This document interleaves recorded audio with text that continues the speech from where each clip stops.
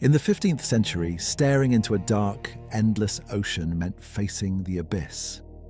No map, no GPS, no guarantee of returning. Miscalculate by a few degrees and you drift for weeks. If the wind stops, the sun claims you. Sail too far and the sea itself might consume you into horizons that never lead back home. The ocean was a question mark. For ages, these waters were walls keeping the world small. But within a single century, those walls became highways. The age of exploration, from the early 1400s to the late 1600s, was the big bang of globalization. It connected continents, changed the food on your plate, reshaped cultures, and altered the balance of power by permanently linking the world's masses into a united global network. The architects of this global shift didn't start at the top of the food chain.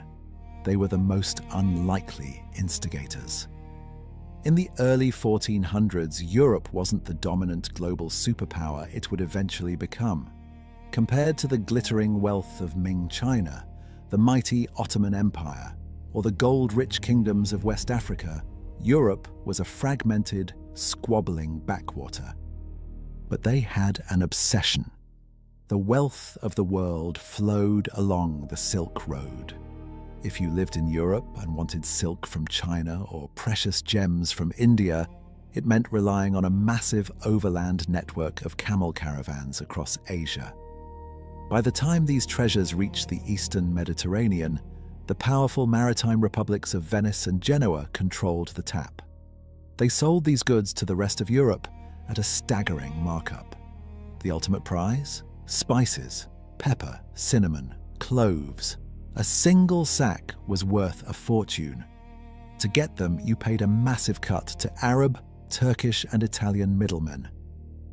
Meanwhile, at the opposite end of the continent, sitting on the absolute fringe of the known world, was the Kingdom of Portugal. Economically poor and geographically isolated, Portugal was wedged between hostile Castile and the vast, unmapped void of the Atlantic Ocean. They were blocked from expanding east and completely cut off from the lucrative Mediterranean spice trade. But desperation breeds ambition. To survive and grow, Portugal needed to find its own source of gold. This tiny strip of land became the launchpad that changed history. From the edge of Europe, they decided to do the unthinkable. Use the treacherous waters to stretch their reach halfway around the globe.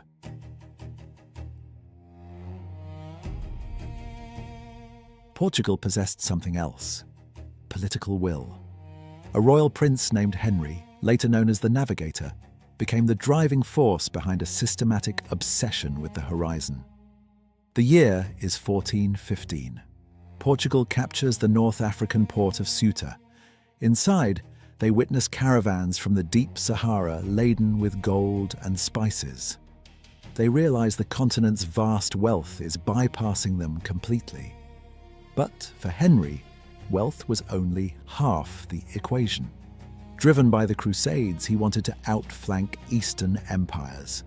It was the ultimate medieval cocktail, a collision of religious faith and raw greed. Henry rarely sailed himself. Instead, he poured wealth into Lisbon's docks, buying the world's best maps and mathematics to bypass the caravans and reach the source directly. But a massive psychological barrier stood in the way: the Sea of Darkness. Sailors believed that beyond Cape Bojador, the ocean boiled and the winds never allowed a return. In 1434, Captain Gil Eanes pushed through the terror and finally crossed the Cape. He proved the ocean didn't boil. He shattered a barrier that had imprisoned Europe for centuries. But returning home revealed a new technical crisis. Traditional Mediterranean ships were useless against the relentless southbound winds of the open Atlantic. The solution? The Caravel. Light and shallow, it used triangular Arabian lateen sails. For the first time, European sailors could catch the wind at an angle and zigzag forward against it. Mastering the wind, they invented a daring maneuver, the Volta du Mar. Instead of fighting coastal headwinds, they sailed blindly into the open Atlantic, catching deep ocean currents that pushed them safely back to Lisbon. But the deciphering of the Atlantic took decades. Advancing south, the Portuguese built fortified trading posts, a volatile mix of trade and violence with African kingdoms. Here, we face a somber and defining reality of this expansion. By 1444, the first recorded shipment of enslaved Africans arrived in Portugal. This wasn't incidental to Age of Exploration, it became its dark pillar. It is a stark truth that must be stated clearly. The sugar and gold that would soon flood Europe were built on forced labor. Treating human life as a commodity funded their exploration, establishing a cruel system that would displace millions and cause immeasurable suffering for centuries.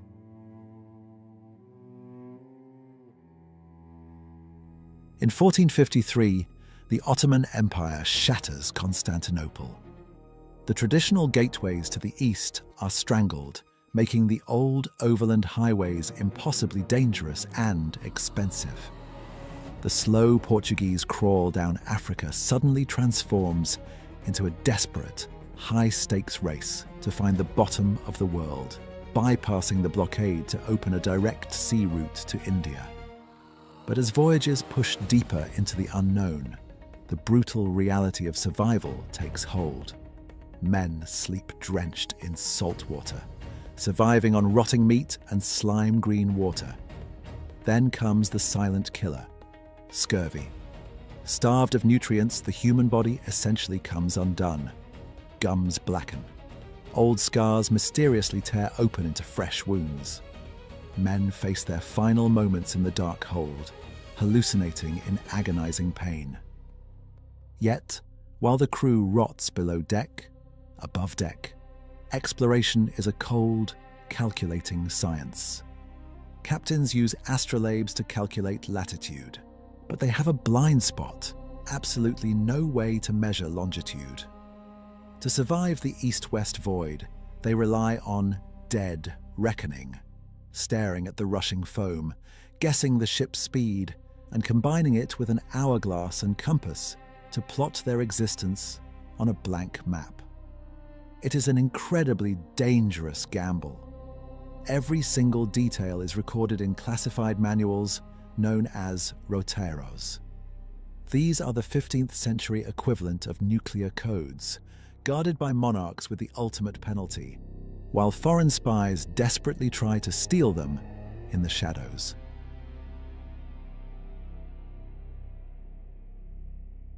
The decisive turning point hits in 1488. Captain Bartolomeu Dias pushes further south than any European dared. A massive 13-day storm batters his fleet, dragging them blindly into the open ocean. When the sea finally calms, Dias steers east to find the African coast. Nothing but water. Realizing the storm blew him past the continent, he turns north. Finally, land. The coastline now stretched northeast. He had done it.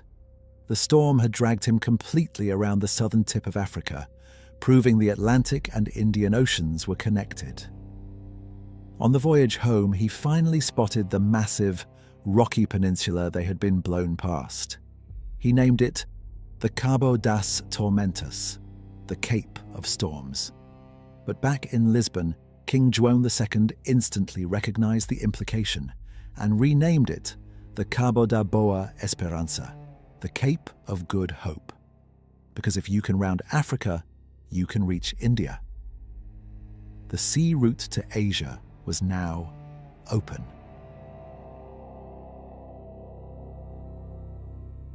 By 1492, a newly unified Spain watches Portugal's success with envy. Fresh off the Reconquista, King Ferdinand and Queen Isabella are hungry to compete for global wealth. enter a persistent and ambitious sailor named Christopher Columbus. His pitch is radical.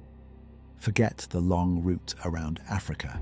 Reach Asia's spice markets simply by sailing west, straight across the open Atlantic. But his entire proposal is built on a massive mathematical error.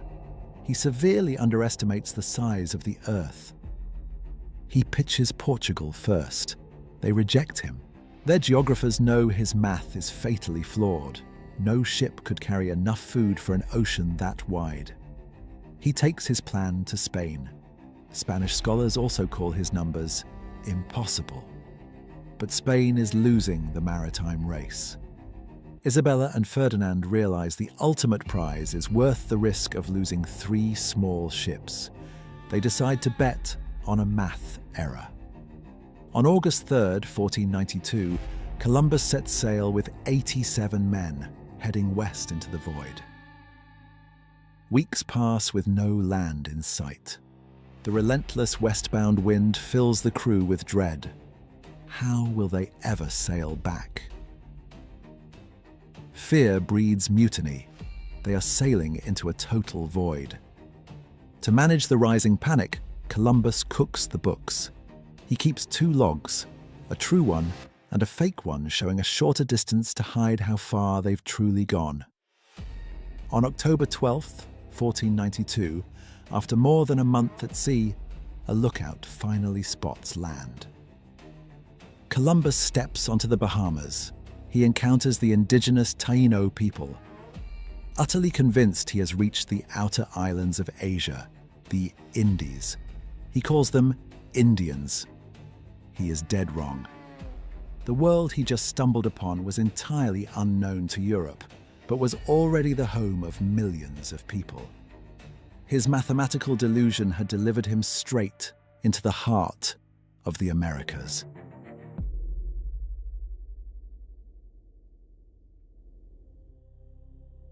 The Spanish immediately raise their royal standards, claiming the land. When Columbus spots the Taino wearing gold ornaments, he sees the means to fund his ultimate obsession, a holy crusade. Viewing the natives simultaneously as souls to be converted and bodies to be put to work, the mission violently shifts to extraction. The Spanish institute the encomienda system, a legal fiction that forces indigenous people into brutal, unpaid labor in mines and plantations. But the Europeans' most devastating weapon was biological.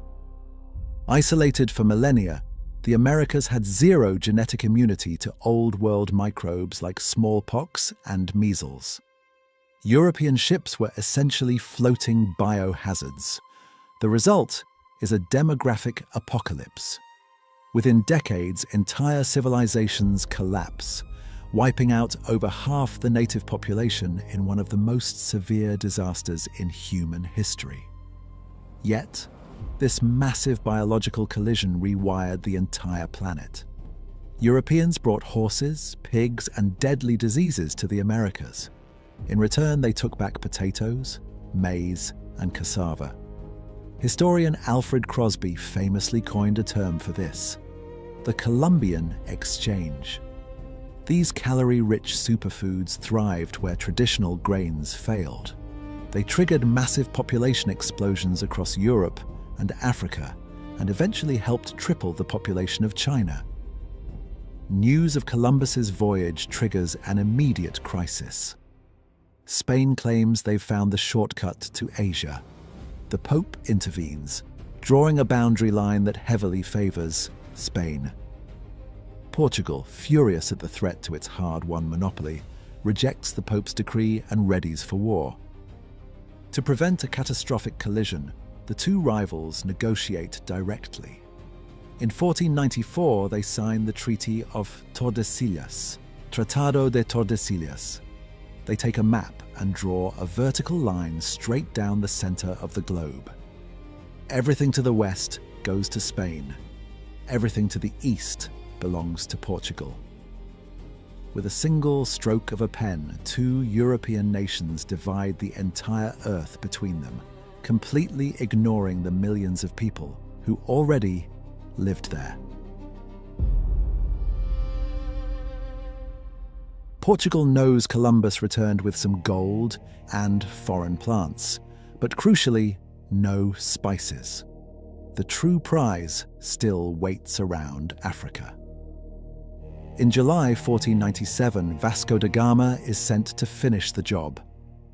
Armed with highly classified roteros, he executes an insane maneuver. He steers his 4 ships completely away from the coast, plunging deep into the South Atlantic void to catch the perfect winds. For 93 agonizing days and 10,000 kilometers, they see absolutely nothing but water. After brutally battling currents for a month to round the Cape of Good Hope, they push up East Africa into waters entirely uncharted by Europeans. But they don't find an empty sea. To their surprise, they stumble into a highly sophisticated, bustling trade network connecting Africa, the Persian Gulf, and India. Securing a local pilot in modern-day Kenya, da Gama crosses the Arabian Sea. On May 20th, 1498, his anchors drop in Calicut, India. The impossible is done. He has finally reached India by sea.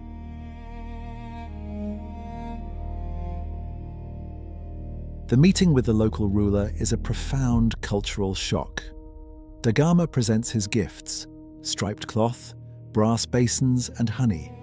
To a society trading in diamonds and fine silk, it's a joke. The wealthy merchants mock the Portuguese as little more than unwashed pirates. Departing under severe hostility, da Gama manages to buy a small cargo of spices with gold. But the return voyage is a nightmare. Ignoring local warnings, he fights the Indian Ocean winds. Sickness wipes out half his crew, including his own brother. He is forced to burn one of his ships because there simply aren't enough living men left to sail it. In September 1499, he limps back into Lisbon. The sheer human toll is staggering. Of the 170 men who set sail, only 55 survive. The small cargo of spices he brought back sells for 60 times the cost of the entire expedition, proving that the direct sea route to India was commercially viable.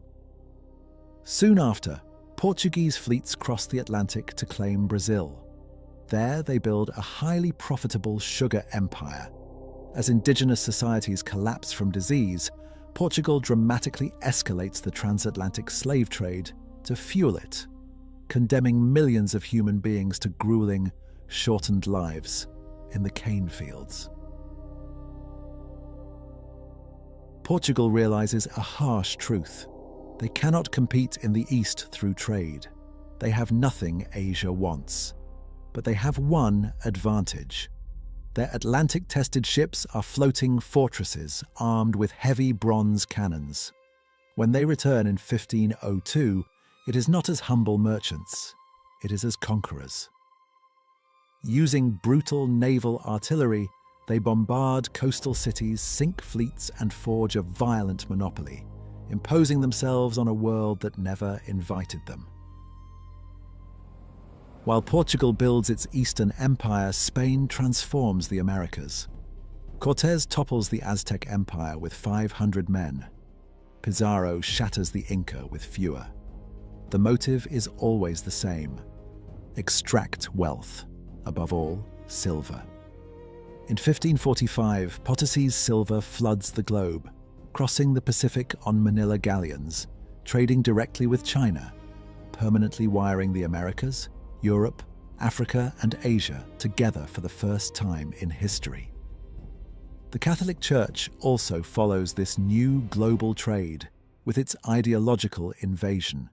Jesuits mapping souls the same way navigators mapped coastlines. And as the 16th century closes, new rivals crash in. The Dutch build the VOC, history's first multinational corporation, and crack Portugal's monopoly not with armies, but with a breach of trust. A Dutch insider publishes the classified Roteros, handing the Indian Ocean to Northern Europe. The English plant the aggressive seeds of their empire in North America, Jamestown. The world enters a new era. It is no longer just kings exploring the map. It is massive joint stock companies waging corporate wars and ruling empires across thousands of miles of ocean around the globe. The age of exploration ended when the blank spaces on the map were filled. But the machine it set in motion never stopped. When you eat a tomato in Italy, you are eating the legacy of the Columbian exchange. When you drink coffee from Brazil, it is part of a system built on land and labor seized by force. The borders of many nations, the languages, the religions, the food, the diseases, all were drawn in the fires of this era. That is not a comfortable thought, and it shouldn't be. But the ordinary people who brave the unknown could never foresee the catastrophic and extraordinary consequences of their courage. For better or worse, we are the reality of a connected world that started 600 years ago.